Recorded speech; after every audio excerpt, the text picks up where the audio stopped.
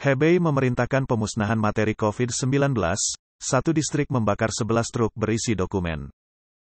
Minggu lalu, versi bahasa Mandarin dari The Epoch Times, memuat berita berjudul, Orang Dalam, PKC memerintahkan pemusnahan seluruh data COVID-19 secara nasional. Dilaporkan bahwa Tuan Chen dari Changsha, Provinsi Henan, berbagi informasi dari seorang teman di posisi pimpinan rumah sakit setempat, mengungkapkan bahwa pemerintah Partai Komunis China mengamanatkan pemusnahan semua data terkait COVID-19 secara nasional, ini termasuk catatan seluruh upaya anti-epidemi dan catatan vaksinasi. Arahannya adalah menghapus semua data tanpa jejak, termasuk menghapus catatan komputer. Tuan Lu, seorang penduduk Provinsi Hebei, baru-baru ini mengonfirmasi kepada The Epoch Times, bahwa laporan tersebut telah beredar luas di China daratan.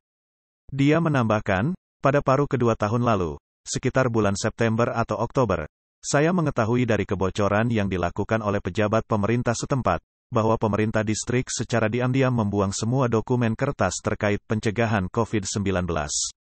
Mereka membawa material sebanyak 11 truk ke tempat pembakaran sampah, dan membakarnya.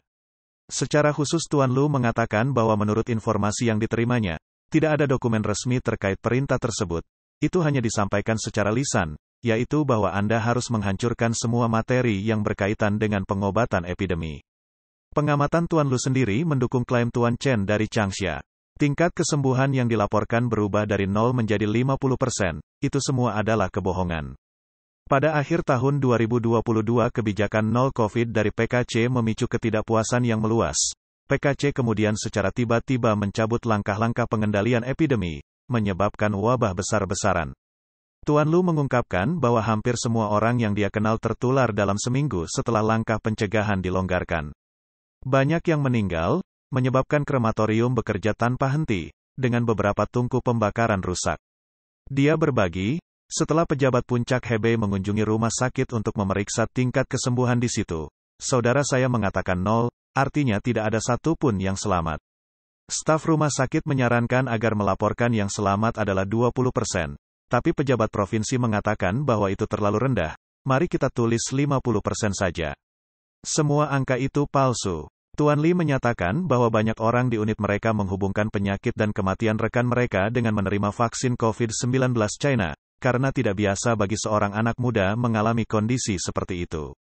Ketika mereka menanyakan hal terkait kepada dokter, mereka ditepis dengan senyuman. Dia mencatat kasus serupa dengan orang yang menderita tekanan darah tinggi, serta banyak nodul paru-paru tanpa penjelasan.